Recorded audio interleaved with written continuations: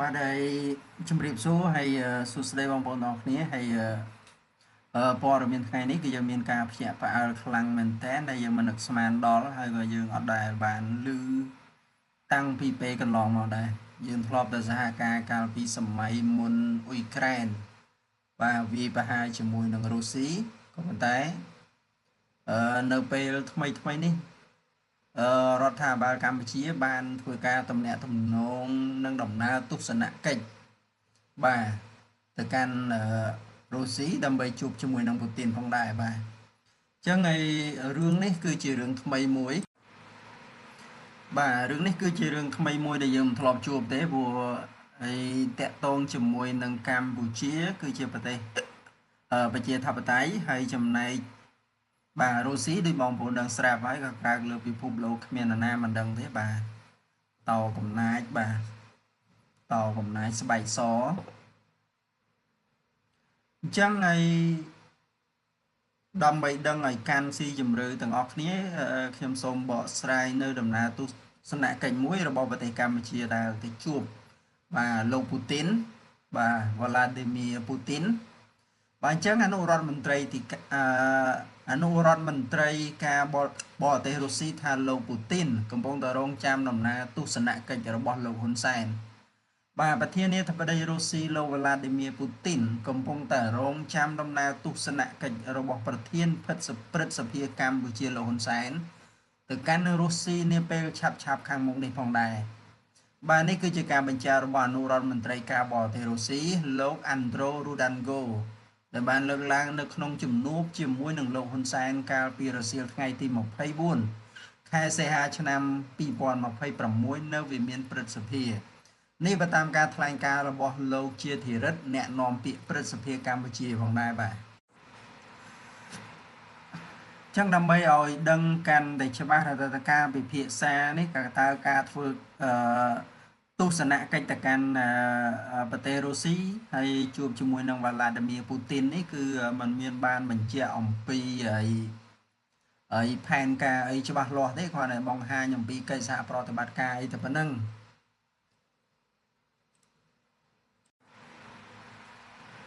អញ្ចឹងទោះជាមិនទាន់បានកំណត់ពេលវេលាជាក់លាក់និងរបៀបវិរៈនៃដំណើរទស្សនកិច្ចរបស់ថ្នាក់ដឹកនាំកម្ពុជារបស់កម្ពុជាទៅរុស្ស៊ីក៏ដោយក៏ប៉ុន្តែអ្នកជំនាញមានសុទិដ្ឋិនិយមថាប្រមុខដឹកនាំទាំងពីរអាចនឹងលើកពីកិច្ចសហប្រតិបត្តិការរវាងវិស័យការពារជាតិបាទកិច្ចសហប្រតិបត្តិការថ្លែងការទូតសន្តិសុខធម្មពលនិងកិច្ចព្រមព្រៀងពាណិជ្ជកម្មរវាងប្រទេសទាំងពីរផងដែរបាទហើយកិច្ចព្រមព្រៀងទាំងពីរនេះក៏ជាការយល់ឃើញរបស់លោកបណ្ឌិតញិលរដ្ឋាដែលជាអ្នកជំនាញភូមិសាស្ត្រនយោបាយ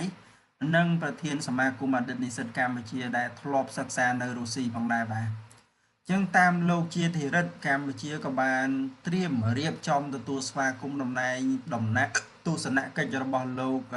ឌីមីទ្រីមេដេវែវដែលជាប្រធានគណៈបករុស្ស៊ីរួបរวมនិងមកទស្សនកិច្ចនៅកម្ពុជានាពេលខាងមុខនេះផងដែរបាទអញ្ចឹងព័ត៌មាននេះយើងឃើញថាកិច្ចសហប្រតិបត្តិការជាមួយប្រទេសរុស្ស៊ីហើយយើងគឺជាប្រទេសប្រជាធិបតេយ្យហើយខ្ញុំមិនដឹងថាហើយគាត់ចុះទៅកិច្ចសហប្រតិបត្តិការជាពិសេសគាត់បានបញ្ជាក់ច្បាស់ទៀតថាយើងផ្អែកទៅលើកិច្ចសហប្រតិបត្តិការពារជាតិបាទទៅលើវិស័យការពារជាតិអញ្ចឹងវិស័យការពារជាតិវាតាក់ទងទៅនឹងទាហានតាក់ទងទៅនឹងយោធាតាក់ទងទៅនឹងគ្រឿងប្រដាប់អាវុធសពាអាវុធផ្សេងបាទដូចជាបងប្អូនបានដឹងហើយយើងទទួលស្គាល់ថានៅរុស្ស៊ីគឺគាត់ផលិតអាវុធបាទផលិតអាវុធខ្លាំងក្លាមែនទែនបើយើងមើលព័ត៌មានអ្នកខ្លះលំអៀងអាចគិតថាអាមេរិកខ្លាំងជាងអញ្ចឹងណាតែបើសិនបើយើងពិនិត្យឲ្យបានស៊ីជម្រៅថែមទៀតគឺរុស្ស៊ីតាមពិតមិនទាន់បានបញ្ចេញអាវុធដែលបំផ្លាញលោកនៅឡើយទេអញ្ចឹងអាមេរិកក៏មានអាវុធបំផ្លាញលោកហើយរុស្ស៊ីក៏មានអាវុធបំផ្លាញលោកអញ្ចឹងមានន័យថាម្នាក់ទាំងសងខាងសិតតែមានកម្លាំងខ្លាំងរៀងខ្លួនអញ្ចឹងយើងមិនអាចធានាបានថាតើកងទ័ពរុស្ស៊ីឬក៏អាមេរិកហ្នឹងមួយណាចាញ់ឬក៏សពាអាវុធហ្នឹងមួយណាខ្លាំងជាងបានទេព្រោះសិតតែមានអាវុធការពារខ្លួនរៀងខ្លួន អញ្ចឹងតើតើទៅនឹងបញ្ហានេះកិច្ចសហប្រតិបត្តិការនេះវាអាចនឹងប៉ះពាល់ទៅដល់កិច្ចសហប្រតិបត្តិការជាមួយនឹងប្រទេសមួយចំនួនហើយទៅរុស្ស៊ីជាមួយនឹងចិនយើងទៅជិតស្និទ្ធជាមួយអញ្ចឹងអាហ្នឹងវាគឺជាផលប៉ះពាល់មួយពីព្រោះប្រទេសទាំងពីរហ្នឹងគឺជាប្រទេសកុម្មុយនីសមិនមែនជាប្រទេសប្រជាធិបតេយ្យទេអញ្ចឹងយើងមិនមែនថាប្រទេសកុម្មុយនីសយើងមិនអាចទៅរុស្ស៊ីបានទេប៉ុន្តែដោយសារតែការលើកឡើងការជជែកគ្នានៅថ្ងៃទី24ជាមួយនឹងលោកប្រធានព្រឹទ្ធសភាបាទសម្ដេចរបស់សម្ដេចបាទដែលលោក Andrew Rodingo នៅពេលដែលគាត់បានជួបសម្ដេចនៅថ្ងៃទី24ហ្នឹងគឺសម្ដេចនឹងធ្វើទស្សនកិច្ចបាទទៅប្រទេសរុស្ស៊ីដើម្បីជួបលោក Vladimir Putin បាទដោយផ្ទាល់ហើយដោយផ្អែកទៅលើកិច្ចសហប្រតិបត្តិការលើវិស័យការពារជាតិបាទនឹងកិច្ចសហប្រតិបត្តិការផ្នែកការទូតផ្សេងបាទសន្តិសុខធម្មពល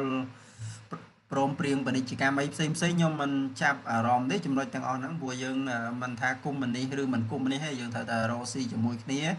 ហើយយើងចំណេញទាំងអស់គ្នាក៏ប៉ុន្តែតកតងទៅនឹងវិស័យការពារជាតិរឿងសហពារអាវុធហើយយើងដឹងហើយយើងបានទិញមកមួយចំនួនកាលពីសង្គ្រាមថៃក៏ប៉ុន្តែសំណាញ់មេឃទាំងអស់នោះវាអាចនិយាយបានថាវាអត់មានជាតិផ្ទុះ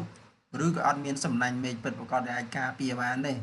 ចឹងអាវុធទាំងអស់ហ្នឹងយើងបានរៀនសូត្រម្ដងហើយក៏ជាមេរៀនរបស់យើងដែរនៅពេលដែលជំនួយពីចិនមកគឺយើងអត់អាចប្រើប្រាស់អីបានទេអាវុធអាហ្នឹងជាក់ស្ដេចបាទអញ្ចឹងពាក់ព័ន្ធទៅនឹងបញ្ហានេះយើងឃើញថាការតំណាក់តំណងរវាងប្រទេសប្រជាធិបតេយ្យនិងប្រទេសកុម្មុយនីសគឺមានការបដិកលាគ្នាដែលធ្វើឲ្យខ្ញុំគិតថាអាចនឹងប៉ះពាល់ទៅដល់ការអញ្ចឹងនៅពេលដែលយើងងាកទៅរករុស្ស៊ីងាកទៅរកចិនហើយតើវៀតណាមគិតយ៉ាងម៉េចវិញហើយតើអាមេរិកគិតយ៉ាងម៉េចវិញយើងក៏មិនអាចសន្និដ្ឋានបានដែរយើងមានតែរងចាំមើលព័ត៌មានបន្តទៀតតើដំណើរទស្សនកិច្ចទៅលើវិស័យប្រតិបត្តិការផ្នែកយោធាផ្នែកវិស័យការពារជាតិតែយើងផ្នែកសព្វាអាវុធតែយើងចង់បដោតទៅលើអីឬក៏ថាអាវុធដែលយើងទិញពីចិនដែលចិនផ្ដល់ជំនួយមកឲ្យហ្នឹងប្រើការអត់កើនៅពេលដែលមានសង្គ្រាមថៃផ្ទុះឡើងអញ្ចឹងនៅកំឡុងពេលហ្នឹងតែយើងលែងទុកចិត្តចិនហើយយើងទៅចាប់រុស្ស៊ីវិញអញ្ចឹងនៅពេលដែលយើងទៅចាប់រុស្ស៊ីតែចិនអាចនឹងប៉ះពាល់ដែរទេព្រោះរុស្ស៊ីហ្នឹងក៏យកអាវុធហ្នឹងមកពីចិនដែរអញ្ចឹងហើយអត់តាន់សភាពការទេនៅពេលដែលប្រយុទ្ធជាមួយនឹងអ៊ុយក្រែនគឺត្រូវបានប្រមូលអាវុធពីចិនមកមួយចំនួនធំមែនតើខ្ញុំមិនចាំចំនួនប៉ុន្តែគាត់ដឹងថាយកអាវុធពីចិនមកដើម្បីប្រើប្រាស់ដែរក៏ប៉ុន្តែនៅពេលដែលប្រើប្រាស់គេក៏ប្រើប្រាស់មានប្រសិទ្ធភាពគួរសមអូខេនៅពេលដែលយើងយកអាវុធពីចិនមកនៅពេលដែលផ្ទុះសង្គ្រាមជាមួយនឹងថៃយើងបែរជាមិនមានប្រសិទ្ធភាពសំណាញ់មេឃរបស់យើងបែរជាមិនអាចប្រើបានទៅវិញអញ្ចឹងធ្វើឲ្យដ្រូនធ្វើឲ្យយន្តហោះគេបាទគឺជិះលុកលុយព្រំដែនហើយដ្រូនរបស់គេចូលមកដល់កណ្ដាលប្រទេសទៀតបាទអញ្ចឹងគឺយើងអត់មានវិធីណាធ្វើទេអញ្ចឹងយើងមានតែរងចាំព័ត៌មានច្បាស់ការបន្ថែមទៀតបាទថ្ងៃណាដែលសម្ដេចចុះទៅជួបលោក Vladimir Putin នោះគឺជាព័ត៌មានដែលយើងច្បាស់ការហើយយើងនឹងរងចាំស្ដាប់ទាំងអស់គ្នាបាទសូមអរគុណបាទ